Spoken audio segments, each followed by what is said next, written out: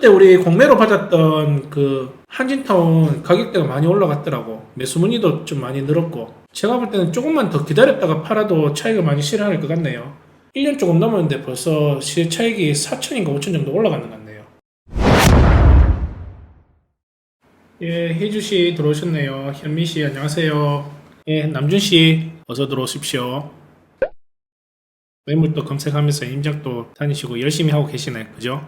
이렇게 이제 부동산 정책을 펼친다고 이렇게 해도 지금 매수 문의가 많은 지역은 여전히 매수세가 되게 강하더라고요. 정책이 이렇게 들어와도 지금 투자하는 사람들은 여전히 매물 보고 계약하고 그렇게 하는 것 같아요. 안 그래도 오늘 교육생 중에 한 분이 인천 송도에 아들 명의로 해가지고 청약을 하나 받았다 그러더라고요. 아들은 지금 현재 전세로 살고 있고 무주택자라고 하더라고요. 그런데 시세에 비해 가지고 분양가가 되게 낮아가지고 청약했는데 잘했는지 모르겠다면서 그렇게 얘기하더라고요. 근데 제가 볼 때는 잘 받았는 거거든요. 못해도 주위의 시세까지는 올라갈 겁니다. 지금이 어떻게 보면은 분양하는 데서 분양가가 상한제가 이렇게 걸려있기 때문에 참 좋은 시기가 아닐까라는 그런 생각이 들어요. 여러분들도 경매를 이렇게 배우고 있지만 하나의 투자의 방법이니까 그것도 한번 생각을 한번 해보시면 좋을 것 같아요. 부동산으로 돈 번다 그러면은 종목을 가리면 안 될 것 같아요. 그게 제가 이때 동안 해보니까 그게 맞고, 지금은 정부에서 청약해가지고 당첨되는 사람한테 돈 벌 수 있는 그런 환경을 만들어 줬거든요. 그러니까 점수가 되는데 청약을 피할 필요는 없죠. 예, 맞습니다. 저번 주에도 제가 여러분들한테 말씀드렸지만 앞으로 이렇게 강력한 정책으로 계속 추진한다라고 하면은 앞으로 입찰장에 입찰 들어오는 사람들의 수요가 줄어들 수밖에 없는 상황으로 갈 거예요. 2주택이 된다라고 하면은 8%대의 취득세가 물리는 거고, 3주택을 보유하는 시점에는 12%의 취득세가 물린단 말이에요. 2주택을 입찰 들어온다? 고민을 많이 할 거예요. 입찰가 자체도 고민하면서 입찰가를 낼 거란 말이에요. 이 8%라는 게 적은 수치가 아닙니다. 그만큼 차익에서 내가 고민을 하는 사람들이 많아질 거예요. 그래, 용기를 내가지고 들어온다고 해도 내가 지금 현재 차익에서 좀 떨어지니까 입찰가 자체가 낮아질 가능성도 크고요. 무한정으로 이렇게 주택을 보유할 수 있는 것도 안 되는 게 현실이란 말이에요. 그러니까 내가 한 물건을 정리할 때까지는 입찰장에 못 올 가능성이 되게 큰 거죠. 지금 당장에는 눈에 이렇게 안 보이지만 시간이 지나면 지날수록 입찰 들어오는 그 수요는 가면 갈수록 적어질 수밖에 없는 거예요.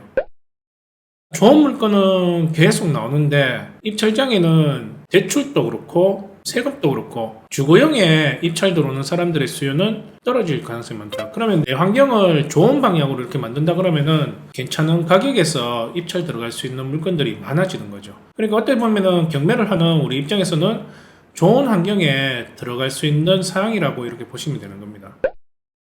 저번 시간에 제가 여러분들한테 이렇게 이제 정부에서 강력한 정책으로 추진해 나가는 중에서도 한편으로 이렇게 본다 그러면은 우리가 세금을 절세를 하는 그런 개념에서 본다 그러면은 개인 매매 사업자도 생각을 해봐야 된다라고 이렇게 얘기를 했단 말이에요. 그런데 그 강의를 하고 나서 그러면은 대출은 얼만큼 나옵니까? 이렇게 문의하는 사람들이 많더라고요. 여러분들한테 말씀드렸다시피 6월 10일 때 부동산 정책을 발표했는 거는 임대사업자든 개인 매매사업자든 법인 매매사업자, 이 사업자가 주거용을 구입을 했을 때는 정부에서 강력하게 대출을 규제한다라는 게 6월 10일 때 발표 내용이었어요. 대출을 규제한다는 게 핵심이었단 말이에요. 내가 주거용을 구입했을 때는 내 개인적으로 이렇게 대출을 실행을 해야 된다는 거예요.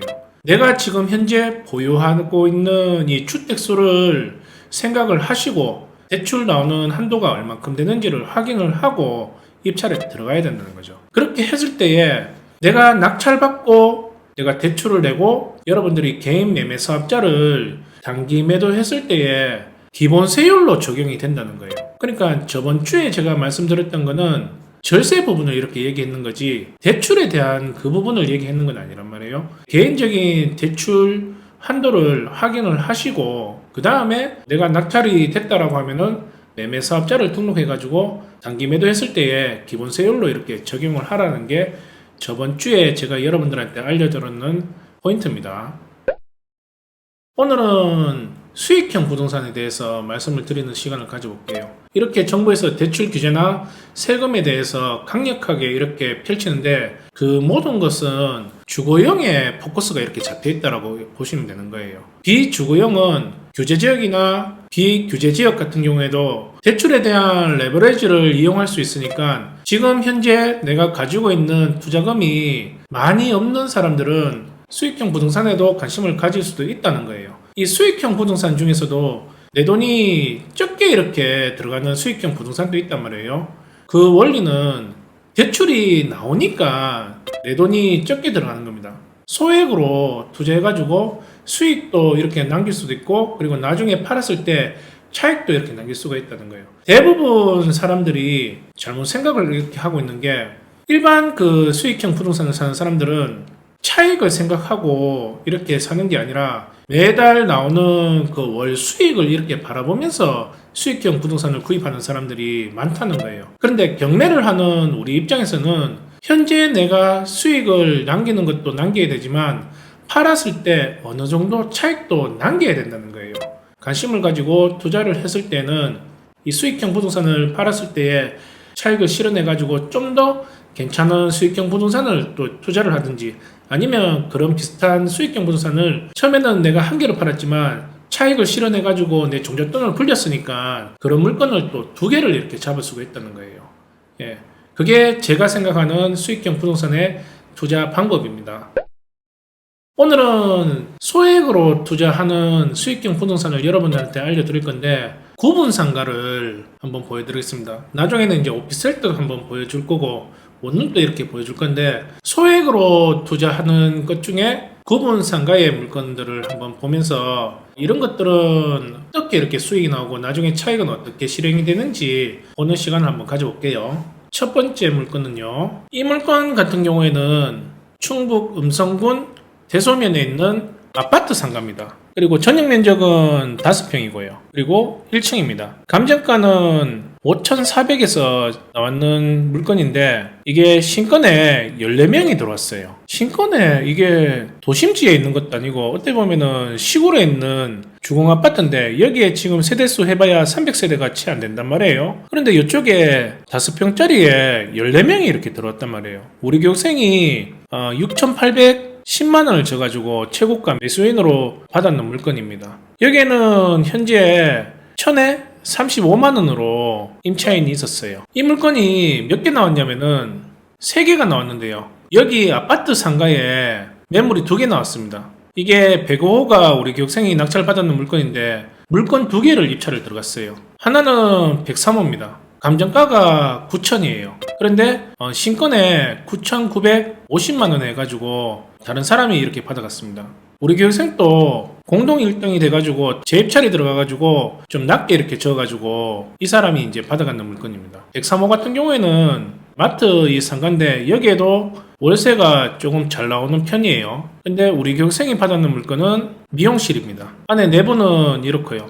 여기가 지금 11년도에 들어와가지고 좀 올드하다라고 이렇게 보시면 되는 거예요. 그냥 요 위치를 보시면은 되게 시골입니다. 그냥 여기는 월세가 좀 잘 나올까? 이렇게 생각할 수가 있는데 요 아파트의 세대수가 거진 360세대가 이렇게 있단 말이에요. 딱히 다른 데 보면은 상가가 그렇게 많지가 않아요. 그러니까 여기 아파트 이 상가 같은 경우에는 360세대를 바라보고 있는 상가라고 보시면 되는 거예요. 그냥 독점이라고 보시면 되는 거죠. 여기에 총 호실이 5개인가 이렇게 있는데 이 호실마다 들어왔는 종류가 다 틀립니다. 마트가 있고 부동산이 있고 미용실이 있는데 미용실이 이 360세대를 이용을 하고 있는 거예요. 그러니까 이쪽에 지금 천에 35만에 있는 거는 우리가 봤을 때는 360세대를 바라보고 독점으로 이렇게 사용하고 있는데 이 금액대가 되게 낮은 거예요. 그래서 다시 한번 시세 조사를 해봤습니다. 이 교육생이 지금 현재 구미에 살고 있는 교육생이에요. 충북 음성까지 가가지고 입찰을 하고 왔는 거예요. 처음에 이제 낙찰받고 바로 이쪽에 미용실 하시는 분을 찾아가가지고 얘기를 했죠. 어떻게 이쪽에서 미용실을 계속 운영할 마음이 있으신가요? 라고 이렇게 물어보니까 저는 35만원 또 너무 비싼데 25만원으로 이렇게 낮춰준다 그러면은 우리는 이쪽에서 계속 운영할 마음이 있지만 우리는 나갈 거라고 그렇게 얘기하더라고요.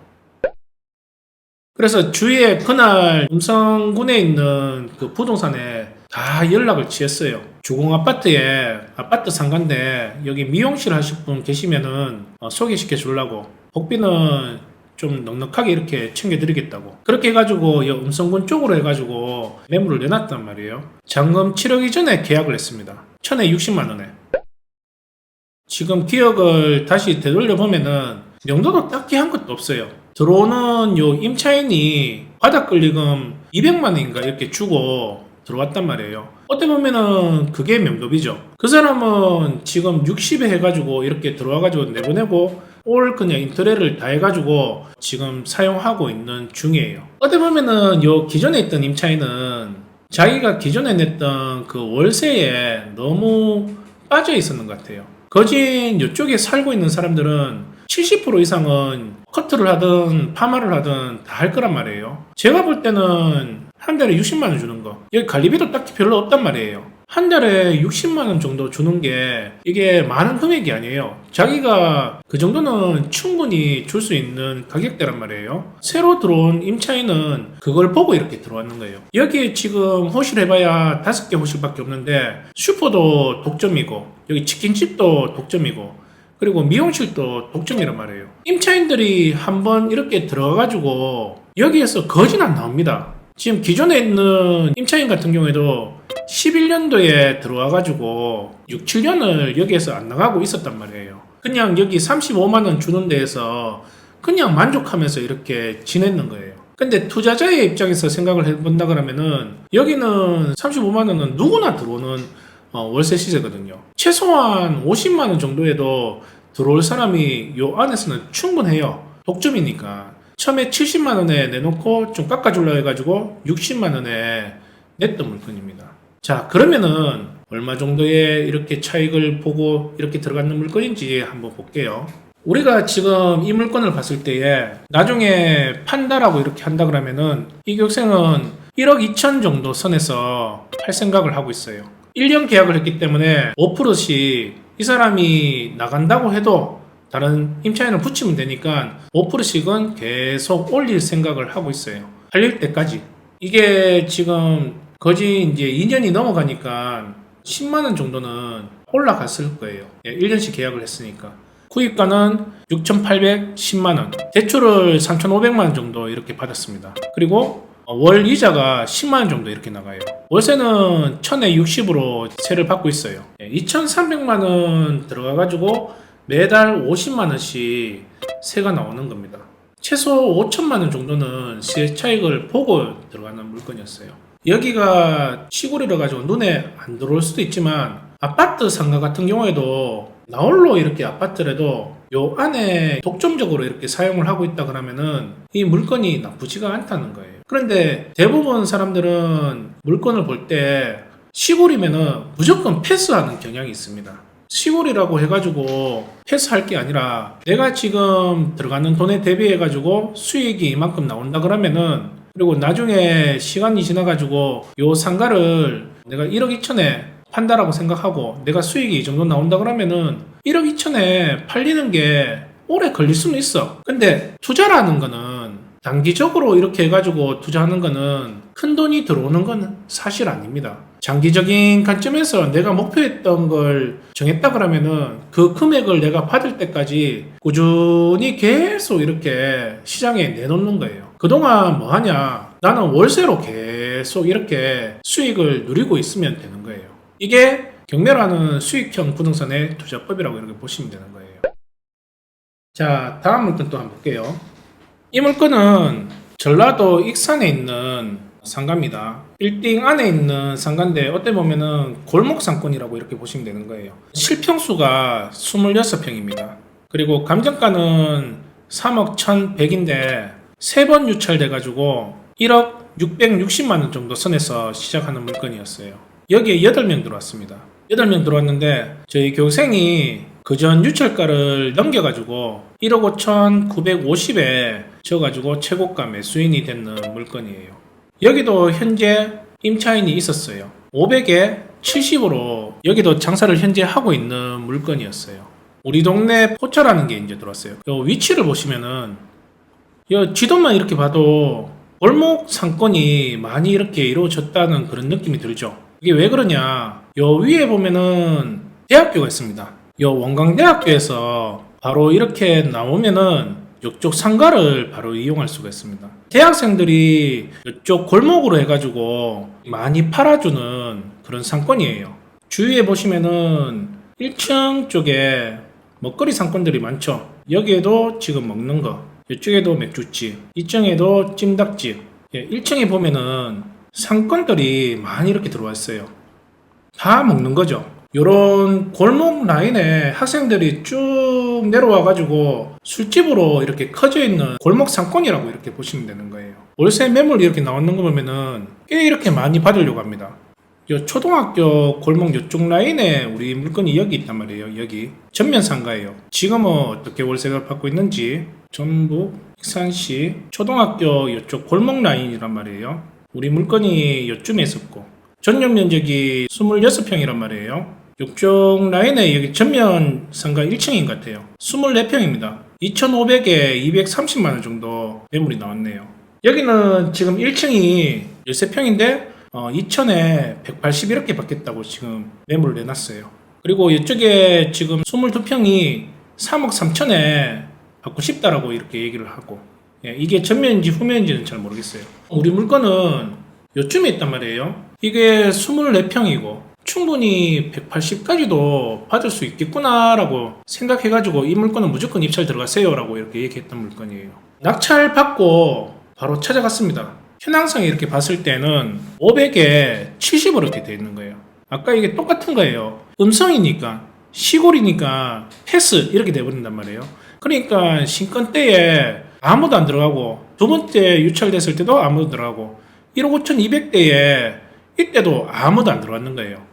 70이면 크게 매력이 없으니까 한번 유찰돼가지고 1억 600대 되니까 그때서야 이제 사람들이 요거 뭐지? 하면서 조사해보니까 월세 시세가 나쁘지가 않는 거예요. 그래서 이제 우리 교육생도 이걸 한번 유찰하고 이때쯤에 이렇게 봤단 말이에요. 조사해보니까 월세 시세가 나쁘지가 않는 거예요. 그렇게 해가지고 꼭 받고 싶다 그러면은 그전 유찰가를 넘겨가지고 입찰가를 선정을 하세요 라고 해가지고 1억 5,950만원에 저어가지고 낙찰이 됐단 말이에요. 낙찰받고 현장에 가봤습니다. 여기 임차인이 장사하고 있는 거예요. 그래서 이제 교생이 이제 명도를 이제 하러 가면서 이쪽에 사장님을 만나가지고 얘기를 나눴죠. 계속 장사할 생각이 있냐고. 자기는 여기 들어온 지 얼마 안 돼가지고 이제 단골 손님이 만들어지고 있는 상태인데 계속 장사를 하고 싶다고. 그러면 얼마에 지금 월세를 생각하고 있냐고. 기존대로 500에 70에 임차를 하고 싶다라고 이렇게 얘기를 하는 거예요. 그래서 그건 안 된다고. 내가 시세를 이쪽에 알아보니까 여기는 지금 한 180 정도도 이렇게 생각을 하는데 70이면은 새로운 임차인을 놓을 수밖에 없다고. 이쪽에 있는 요 사장님이 지금 들어와가지고 인테리어도 하고 형편이 그렇게 좋은 것도 아닌데 지금 월세를 이만큼 내버리면은 너무 힘들다고. 자기 좀 사정을 좀 봐주고 좀 월세를 조금 깎아주려고. 그래서 이제 얼마 정도 생각하냐고 이렇게 해가지고 100만원 선에서 이렇게 월세를 놨다 그럽니다. 여생도 정말 진짜 착해요. 덩치는 정말 이렇게 막 저보다 덩치가 더 큰데 마음은 되게 열해요. 이분 같은 경우에도 전북에 있는 사람인데 너무 착해가지고 100만원에 그냥 계약하기로 했습니다. 그러니까 이게 되게 아쉬워요. 수익형 부동산이라는 거는 상가에 수익이 많이 나야지 이 상가의 값어치가 많이 올라가 버린단 말이에요. 그러니까 임대인들은 자기가 생각하는 월세에 맞추려고 그렇게 노력을 하는 거예요. 그러면 이런 입지 같은 경우에는 새로운 임차인을 놔도 몇 개월 안 있어가지고 본인이 원하는 그 임차 가격에 놓을 수 있는 상가인데 뭔가 좀 비교가 되죠. 음성 같은 경우에는 임차인이 그 25만원 정도 이렇게 얘기를 했는데 원래 35만원에 이렇게 있다가 그것도 비싸다고 깎아주려고 하는 사람을 단호하게 이렇게 내보내고 본인이 60만 원 이렇게 받았을 때는 그 시세가 1억 2천까지도 이렇게 쭉 올라가 버렸단 말이에요. 사는 사람이 그 수익을 보고 살 수 있는 그 구조를 이렇게 만들어 놨는데 이 마음이 약해 버리면은 자기가 더 받을 수 있는 시세를 손해 볼 수밖에 없는 거예요. 이 물건은 시세는 나중에 이제 3억 정도면 이제 팔려고 하는 그런 물건을 이렇게 받고 구입가는 1억 5,950이고요. 대출은 1억 3천을 냈습니다. 대출은 80%까지도 이렇게 받았어요. 한 달 이자가 37만 원 정도 이렇게 나가고 있습니다. 현재 이쪽에 2천에 100만 원 정도 지금 세를 받고 있단 말이에요. 이자 이렇게 갖고도 63만 원 정도가 지금 수익으로 이렇게 들어오고 있는 상태예요. 실제 들어가는 돈은 2천이 채 안 되는데 한 63만 원. 제가 볼 때는 한 100만 원 정도도 충분히 더 받을 수 있는 이런 상가인데 좀 안타깝긴 해요. 어쨌든 이 교육생 같은 경우에는 사실 이 물건을 팔 생각이 없다라고 이렇게 얘기하더라고.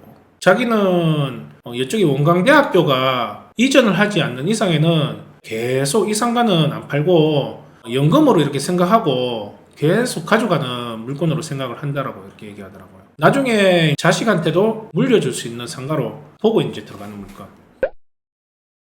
경매 물건이라고 해가지고 무조건 안 좋은 물건이 나오는 건 아니에요. 한 번씩 이런 물건들도 나오긴 나오는데 여러분들이 백화점이라고 하면은 좀 그렇고요.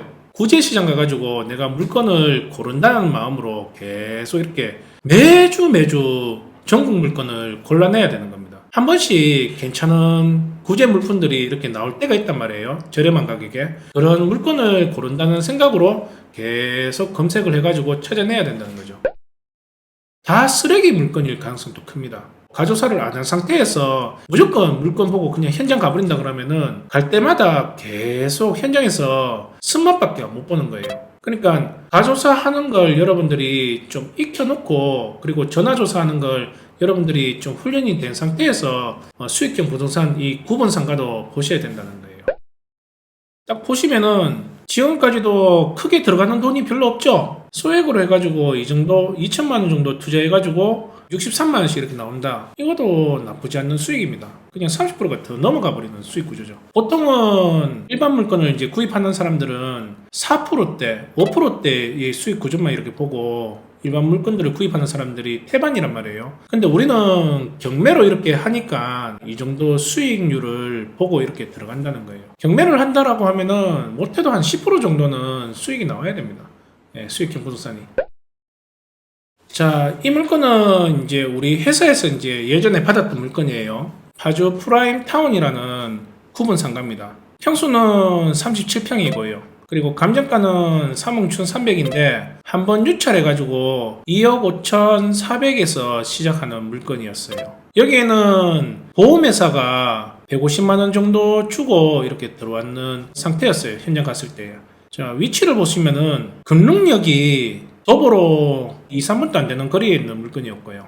그리고 파주 세무서가 바로 옆에 있었고, 그러니까 이쪽에는 세무사나 회계사가 사무실로 이용하는 업종들도 많았고, 그리고 요 위치를 보시면은 주공 3단지, 그리고 후공마을 뜰한채 4단지, 후공마을 주공 6단지, 그리고 7단지가 상업지구를 둘러싸여 있는 이런 위치였어요. 그러니까 여기에 지금 메인이 현재 이쪽에 파주 프라임타운이 요 메인이 아니고 이쪽이 메인 상권이었어요. 3층 이상으로 해가지고 이쪽으로 지금 월세 도는 게 여기는 한 200만 원 정도 도는 상권이었죠. 그러니까 메인 상권은 아니기 때문에 200만 원 정도를 받는 거는 현실적으로 좀 힘든 물건이었죠.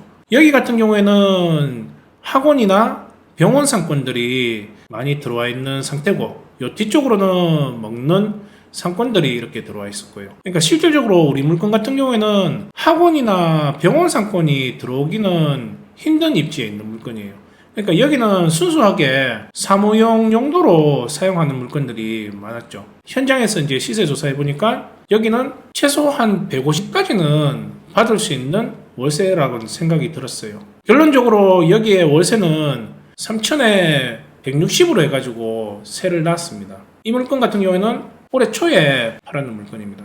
그러면은 제가 이제 들어갔던 돈은 얼마 정도 되는지 여러분들하고 같이 한번 볼게요.